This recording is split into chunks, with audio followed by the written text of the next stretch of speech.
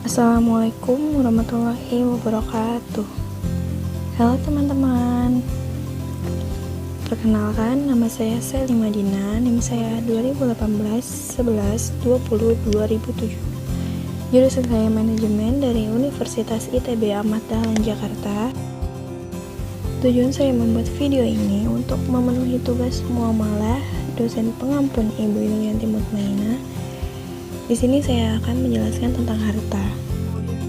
Di era yang serba modern ini, banyak manusia yang berlima harta.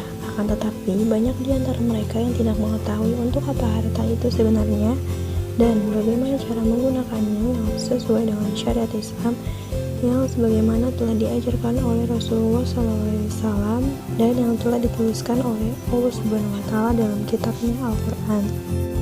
Langsung saja, yang pertama, pengertian harta. Harta dalam bahasa Arab disebut al-amal, yang berasal dari kata mala yamilu mailah, yang berarti condong, cenderung, dan miring.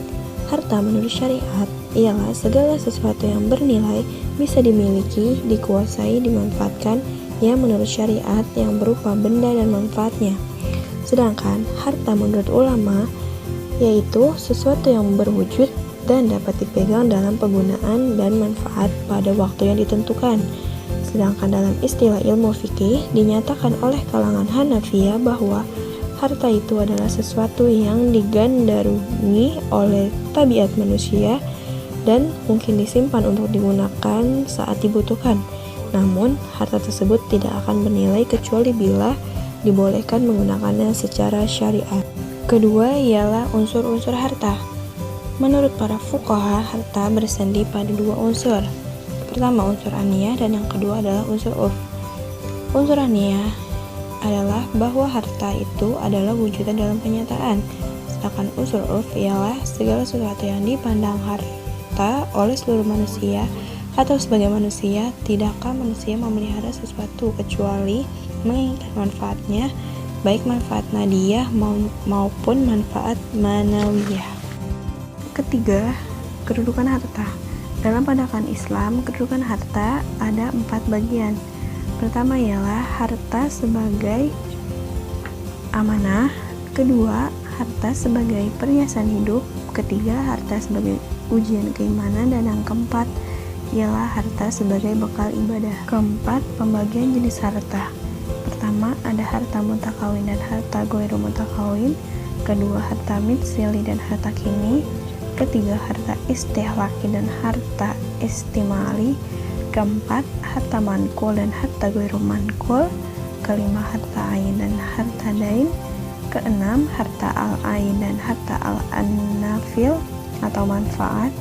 Dan yang ketujuh, harta mamluk, harta mubah, dan harta mahjur. Kelapan, harta pokok dan harta hasil atau samroh. Dan yang terakhir, harta khas dan harta am. Fungsi harta. Pertama, fungsi harta sebagai alat untuk bermuamalah, menyempurnakan pelaksanaan ibadah yang khas atau maddah, seperti untuk membeli perlengkapan sholat, bekal haji, dan lain-lain. Kedua, untuk meningkatkan ketakwaan kepada Allah Subhanahu wa Ta'ala dengan membantu fakir miskin seperti bersedekah, berzakat, infak, dan wakaf.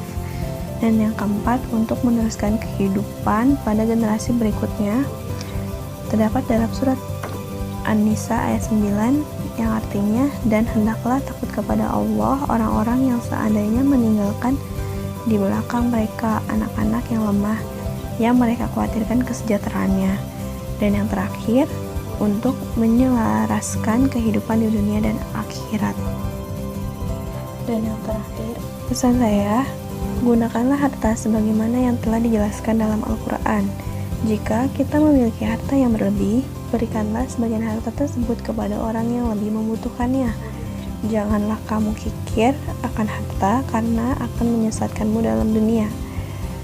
Sekian dari saya, terima kasih. Wassalamualaikum warahmatullahi wabarakatuh.